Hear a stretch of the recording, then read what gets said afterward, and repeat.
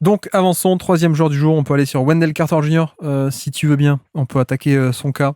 26 minutes par match cette saison, on va en parler. 26 minutes à peine, 55 matchs, 107 de true shooting plus, donc plus 7% d'efficacité relatif à la moyenne, ce qui est très bien sur, mine de rien, un volume assez modeste. Donc voilà, on a une efficacité, mais petit minutage et petit rôle, évidemment. Pour te lancer, on est tout de même sur une saison très compliquée entre blessures et concurrence, comparé surtout à l'an dernier, où il avait quand même pris pas mal d'importance. Bah, c'est ça, là, avec le retour du coup de Jonathan Isaac, avec il y a pas mal de joueurs qui ont pris plus de temps de jeu. Je pense à Jalen Suggs par exemple. En fait, c'est vrai que l'année dernière, c'est une satisfaction dans un projet vraiment de reconstruction. Là, l'équipe, elle a passé un cap, elle a récupéré des joueurs, il y a pas mal de gens qui ont progressé. Alors évidemment, le rôle est restreint après. Quand on regarde en fait les stats par rapport à son volume, du coup, en fait, il reste globalement aussi efficace. D'ailleurs, le truc de fou, c'est qu'à chaque fois que je vais sur Basketball Référence et que je vais voir Wendell Carter Jr., 52,5% au tir, 3 saisons consécutives. 52,5% pile. Et c'est Ouais. ça qui me rend fou. Mais voilà, j'adore les petits alignements comme ça. Ah, tu sais, tu connais ou pas celui des Mavs, je crois que c'est 2016 ou 17, où ils avaient 3 meneurs qui étaient nés le même jour, les Ah 3. oui, je me souviens, Euh, j'adore ce genre de truc. Et pareil, même Deron quand tu reprends Williams, Barea et je sais plus qui le troisième. Oh, je sais plus, mais c'était. Ouais, je revois vraiment cette fiche précise Basketball Référence parce que Raymond j'adore les Felton alignements aussi, comme ouais. ça. Ah oui, Raymond bah en Felton. plus, mon chouchou. Mais, euh, mais non, c'est vrai que la saison a été quand même un peu plus galère. D'ailleurs, on voit en playoff que le rôle est fluctuant. Ouais. Il a starté certains matchs, ensuite il a été mis sur le banc, il y a eu pas mal d'adaptations, c'est normal. Mais pareil, du coup, il a du mal à s'exprimer. C'est un peu compliqué parce que finalement, quand tu regardes la saison régulière, ça reste un joueur qui est vraiment intéressant, vraiment efficace.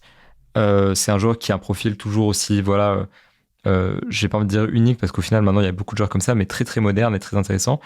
Quand tu regardes les playoffs, par contre, tu vois qu'il lui manque encore vraiment quelque chose pour performer. Et c'est vrai que le rôle, bah, voilà, est assez restreint. Il joue 25 minutes dans un rôle vraiment de complément. C'est peut-être la quatrième option du Magic. Donc c'est vrai que c'est un joueur qui est compliqué à évaluer parce que c'est un peu, alors, je vais dire comme KCP. On parle pas du tout de la même range de joueurs, évidemment. Mais c'est vrai que c'est un mec qui est dans un rôle restreint et qui excelle par rapport aux attentes qui sont placées en lui. En tout cas, je trouve. Donc, j'ai quand même une bonne appréciation de sa saison. Et même s'il n'y a pas de progression fulgurante et qu'il y a eu un truc compliqué, je trouve qu'il se maintient.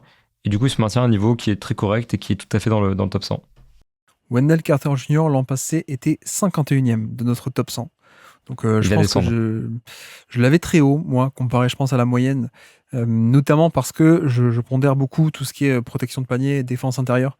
Et donc évidemment, je pense qu'il faut un peu commencer par ça, cet aspect de la valeur là, enfin la valeur qu'il a et qu'il avait. Après, c'est vrai que pour le coup, pour tout avouer, c'est un peu un raté de ma part. C'est aussi pour ça que je fais un top 100, pas de mon côté, mais un peu participatif.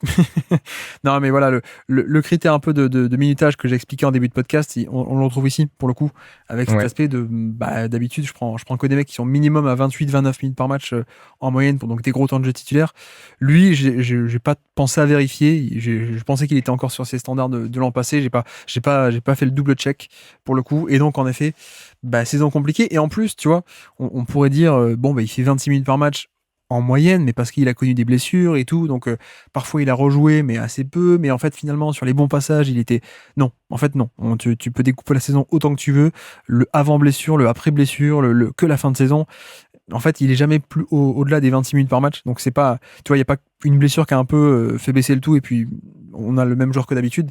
Donc, on n'a pas ça. On n'a pas trop de gros minutages. Même en playoff, hein, tu l'as dit aussi. En playoff, on est pareil, hein, sur ce même minutage. Donc, lui, pour le coup, c'est là-dessus où je pense que j'aurais vu son minutage, je l'aurais peut-être pas mis dans le top 100 cette année, parce qu'on a cette importance en termes de minutes qui forcément fait que l'impact par match est quand même moins grand mécaniquement. Et je pense qu'à minutage équivalent, pardon, il y a d'autres joueurs que j'aime un peu plus, hein, notamment Ivica Zubac, que j'ai pas mis cette année pour le minutage, mais clairement qui fait une meilleure saison sur ce minutage, un peu plus restreint, on va dire. Et là où le bas blesse, c'est que là je parle beaucoup de minutes, mais il n'y a pas que ça. Je pense qu'on l'a aussi vu dans le jeu. On a vu qu'il était plus aussi irremplaçable que ça. Et tu as commencé un peu à le dire, il y a le retour de Isaac qui a apporté, alors notamment en playoff, cet aspect de on va le faire jouer poste 5 défensif, mais un poste 5 qui du coup est très très mobile, polyvalent, etc. Quoi. Donc Isaac et surtout Goga Bitadze. Tu sais, il s'est blessé assez tôt dans la saison.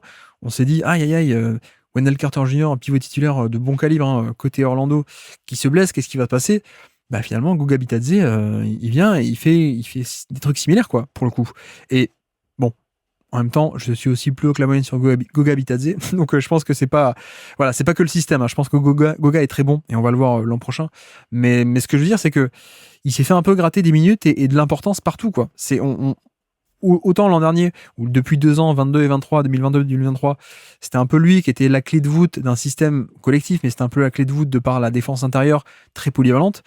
Autant cette année, on a vu que, bah non, même, enfin, pas que le petit minutage, il y a aussi le fait qu'il est assez facilement remplaçable de par certains éléments. Et bah, ce qu'il a pas par rapport à Isaac, c'est quand même un défenseur moins transcendant que Isaac. Alors, polyvalent également, mais c'est pas un génial protecteur de panier, genre 10 sur 10 ou 9 sur 10 ou ce genre de choses. Donc ça, il l'a pas trop. Il peut faire un peu des switches, mais pas au niveau non plus de Jonathan Isaac ou voilà. Par contre, l'avantage qu'il a peut-être par rapport à Bitadze, et pour ça qu'il a regagné sa place par rapport à Bitadze, qui était très bon défensivement, c'est le 3 points. Et c'est l'avantage de son profil, je peux te lancer, mais c'est cet aspect de défense intérieure, mais aussi spacing. Bah, clairement, en fait, c'est pour ça que je voulais pas dire unique d'ailleurs, c'est parce que plus on avance, plus on voit des gens dans ce profil, et tu l'as dit, c'est un peu remplaçable. Alors, c'est vrai que les autres profils du Magic, du coup, remplissent pas la même mission, mais tu peux quand même jouer avec l'un ou l'autre. Mais c'est vrai que parmi le lot d'intérieur, 37,4% à 3 points sur 3 tirs par match, c'est, je trouve, ce qu'on attend aujourd'hui d'un pivot moderne, qui n'est pas une star, mais un titulaire solide. Et c'est pour ça, en fait, il a 25 minutes par match, il n'a pas un rôle très important, il n'est pas du tout... En fait, il est transcendant nulle part dans le jeu, même à 3 points, tu vois, c'est très bien, mais c'est pas non plus ce qui va me faire me dire waouh, ce joueur il est incroyable. C'est mais il est bon partout en fait. C'est ça le truc, enfin partout, tous les domaines qu'on a cités. Euh, et du coup, c'est pour ça que j'ai tendance à quand même bien aimer ce genre de profil où il reste solide défensivement, offensivement, il apporte du spacing. Il apporte pas grand chose de plus au final, hein, quand tu regardes le tableau global, mais c'est exactement ce que tu veux dans la NBA moderne. Donc c'est pour ça. Et pour moi, le fait qu'il soit remplaçable, c'est pas forcément un critère où je vais me dire il faut que je descende. C'est vrai qu'aujourd'hui, c'est normal que quand tu as un joueur qui a un potentiel depoy comme Jonathan Isaac, tu puisses le remplacer. Et pareil, Goga, j'étais très haut déjà au moment de la draft. J'ai dit que j'étais pas fan des Spurs, mais je voulais aux Spurs, paradoxal. Et, et du coup, bah, fatalement, oui, ces mecs-là, je veux bien qu'ils passent par-dessus de temps en temps. Et enfin, après, voilà, c'est tout le paradoxe, c'est que du coup, on a un mec qui est rôle restreint, efficace dedans, et même si tu bouges son rôle, au final, l'efficacité change pas trop, ni Ouais. défensive ni offensive. D'ailleurs, quand tu regardes les chiffres d'efficacité, c'est ouf. Au-delà du pourcentage qui reste exactement le même, il est passé de 123,5 points marqués pour 100 tirs tentés à 123,6. Enfin, il y a une progression de 0,1 Hmm. qui est insignifiante, parce que souvent, tu vois, depuis le début, je dis 1, là, j'aurais dit 1,23 tirs points par tir tenté. Donc en fait, on verra pas la différence. Donc en fait, c'est bizarre, c'est très très bizarre d'avoir un joueur comme ça qui change de rôle mais qui change pas de tout d'efficacité. Donc c'est pour ça que je suis toujours aussi convaincu en fait. Juste c'est vrai qu'on l'a moins vu. Euh, mais du coup c'est compliqué d'évaluer, hein. On revient toujours à ça, c'est très compliqué d'évaluer un mec qui joue 25 bonnes minutes de basket. Mais je suis de la team qui aurait tendance à préférer 25 bonnes minutes de basket que 30 minutes de... Enfin, ce que tu disais au tout début, c'était je préfère 25 minutes de 8 sur 10 que 30 minutes de 6 sur 10. Je suis d'accord, mais est-ce qu'il n'y aurait pas cette année des 25-26 minutes encore meilleur que Carter Jr., tu vois? Le piège, c'est d'évaluer un peu par rapport à ce qu'on connaît d'avant, quoi, de 2023 notamment.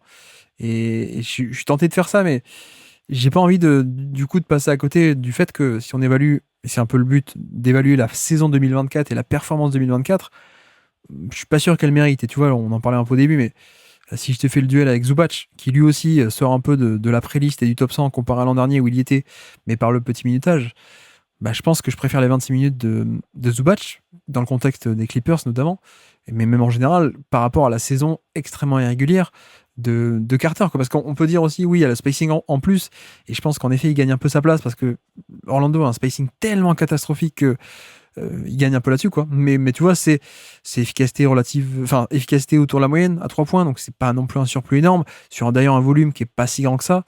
Donc tu vois, même là-dessus, bah, si on devait inclure un mec à 26 minutes de jeu, Est-ce que ce serait pas un Malik Monk qui est un créateur offensif à Sacramento? Est-ce que ce serait pas un Zubac qui est élite en protection de panier, pardon, là où en fait Carter Junior c'est un moyen bon, allez un bon on va dire, mais pas transcendant, pas plus que ça. Est-ce que tu vois, il y a plein de profils comme ça. Est-ce qu'un Norman Powell aussi qu'on a un peu délaissé, que j'ai un peu délaissé pour le minutage, mais à minutage équivalent, est-ce que ça peut pas se batailler aussi? Voilà, il y a plein de mecs comme ça.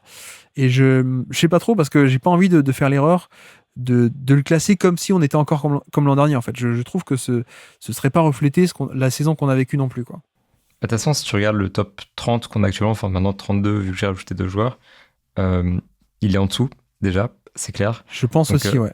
Donc c'est vrai que après il peut peut-être prétendre enfin ce qu'on disait avec Zubac au début, c'était que si on l'incluait dans la conversation, il y avait un côté où on sait pas où il est entre 95 et 105, quelque chose comme ça. Moi, c'est vrai que Zubac et Carter, du coup, je sais pas trop lequel je préférerais, dans la mesure où je préfère quand même le profil de Carter, mais c'est vrai que Zubac, en fait, est plus efficace globalement dans ce qu'il fait. Ouais. Mais personnellement, avoir un joueur qui peut shooter à 3 points sur le terrain, je trouve ça vraiment important. Donc, c'est vrai que Carter, j'ai tendance à valoriser peut-être davantage le profil, et du coup, je match un petit peu avec l'efficacité de Zubac. Donc je t'avoue, je sais pas exactement où le situer. Après, par exemple, Malik Monk, je l'aurais mis devant Carter.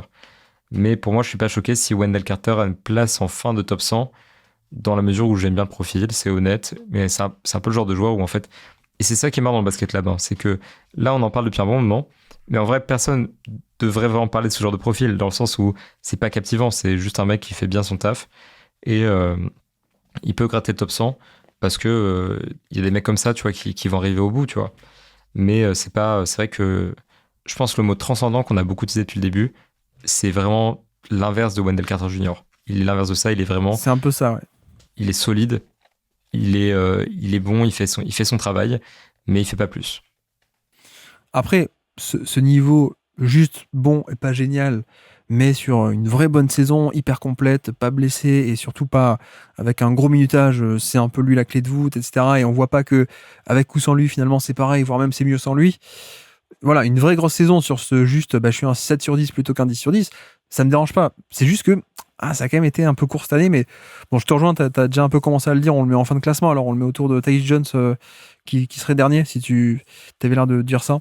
Moi, je peux le mettre derrière Tyus Jones dans la mesure où c'est vrai que pour le coup, Tyus, il avait un rôle quand même vraiment proéminent dans son équipe et il a quand même bien joué. Moi, j'aime bien Tyus Jones quand même.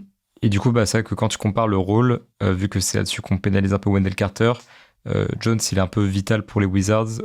Carter, il est remplaçable. Donc, je le mettrai quand même derrière. Et je pense que quand tu regarderas le top à la fin, il sera entre 90 et 100, sans doute, Wendell Carter. Après, tu vois, comme dit, moi, la vraie version une vraie saison de Carter Junior, l'an dernier, il était top 50, ou aux portes du top 50. Et je pense que cette année encore, si une vraie saison de Carter Junior, la version 2023, je la mets pas loin actuellement dans notre classement de Jarrett Allen, qui est 16e sur 30 pour l'instant, Aaron Gordon, qui est 17, tu vois, pour moi, la vraie version de Carter Junior, elle va taper là. C'est juste qu'on n'a pas eu la vraie version cette année. C'est ça. Okay, ce que je disais un peu plus tôt d'ailleurs, c'est pour compléter là-dessus. Vas-y. C'est que en fait, les chiffres n'ont pas vraiment bougé alors qu'il a un rôle plus restreint. Mais fatalement, du coup, et encore je dis ça, mais il y a eu une petite baisse quand même au cercle, malgré une petite amélioration à 3 points pour compenser. Mais c'est vrai que du coup, avoir les mêmes chiffres d'efficacité avec moins de minutes, fatalement, là où le débat c'était plutôt est-ce qu'on préfère un 8 sur 10 sur 30 minutes ou un 7 sur 10 sur 25 minutes, là c'est est-ce qu'on préfère un 7 sur 10 sur 30 minutes ou un 7 sur 10 sur 25 minutes. Ouais, fatalement, s'il était 50e l'année dernière avec 5 minutes de plus, là vu qu'il remplit exactement la même fonction, avec exactement la même efficacité, il va être plus bas parce qu'il a perdu ces 5 minutes-là. Donc je pense que c'est pas unfair en fait de le baisser par rapport à ça, parce que encore s'il avait augmenté son efficacité, ça aurait peut-être été compliqué à juger. Et là, vu que ça n'a pas bougé, voilà, c'est normal qu'il en souffre. Et donc, petit quiz pour terminer avec, mine de rien, une très belle action de cette année. Donc, qui est sur le terrain au moment de cette action? Nous sommes le 15 janvier 2024. Et c'est un contre sur une tentative de dunk de OG Anunoby. Donc, un plutôt bonne action qu'on vous invite à aller revoir si ça vous dit. Benjamin, qui est sur le terrain au moment de ce contre d'une tentative de dunk agressive de Anunoby? Attends, c'est quoi la date déjà exactement? C'est le 15 janvier et la date, tu as raison, la date est clé. Ouais, effectivement, parce que bon, déjà, tu vois, Anunoby, sur le terrain. C'est pour ça que je me dis, tu vois, il y a eu un avant-après dans la saison des Knicks. Alors, bon, côté Magic, déjà, je vais tenter comme d'hab les mecs qui sont toujours là. Paolo Banchero, du coup. Pas sur le terrain, non. Il est pas sur le terrain, d'accord. Parce que j'ai des doutes sur Wagner. Je Non, sais non plus. Ok. Merde, du coup, ça devient plus compliqué. Là, il revient de blessure, il joue avec les remplaçants, donc c'est vraiment la seconde unité, quoi. Ok, ça m'étonne pas. Je vais tenter, du coup, Jalen Suggs. Non plus. Ah, ok, donc vraiment, c'est que les remplaçants. Fultz, du coup, qui était pas mal en sentiment à ce Exactement, moment-là. Markel Fultz, ouais, tout à fait. Cole Anthony, peut-être. Exactement, Cole Anthony.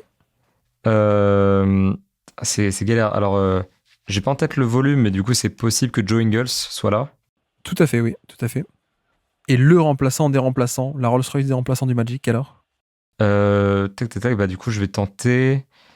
Ah, c'est compliqué de dire la Rolls-Royce des remplaçants, je sais pas exactement de qui on parle. Le Deepoy sur 10 minutes par match. Qui Ok, est-ce? voilà, ce que j'ai tenté, c'est Jonathan Isaac, tu vois, parce que, C'est ça, ouais. effectivement, Tout à c'est fait. le mec que tu voudrais avoir pendant 40 minutes par match s'il pouvait le faire.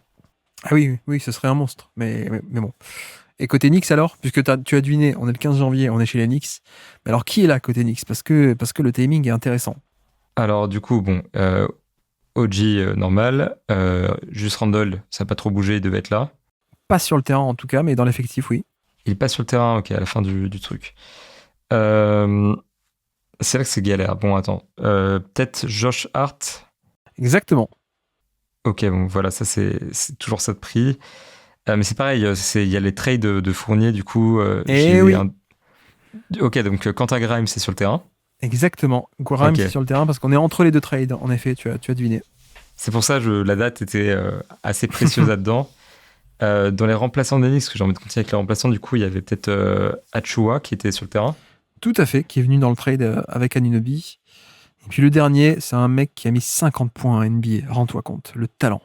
Mais tu sais que ça me choque même pas parce que je me souviens que l'été précédent, j'avais, tu sais, quand t'as plus de sujet, tu fais des trucs sur la Drew League et tout. Il avait mis 70 points en Drew League et je m'étais dit, Malachi Flynn, du coup, Exactement. il pourrait beaucoup marquer en NBA un jour. Exactement. C'était Malachi Flynn, donc c'était encore l'époque où il venait d'arriver du trade, on l'a un peu testé, mais il va se faire manger ses minutes ensuite par Oui, Miles McBride, au point d'être c'était échangé horrible, hein. d'ailleurs, à Détroit.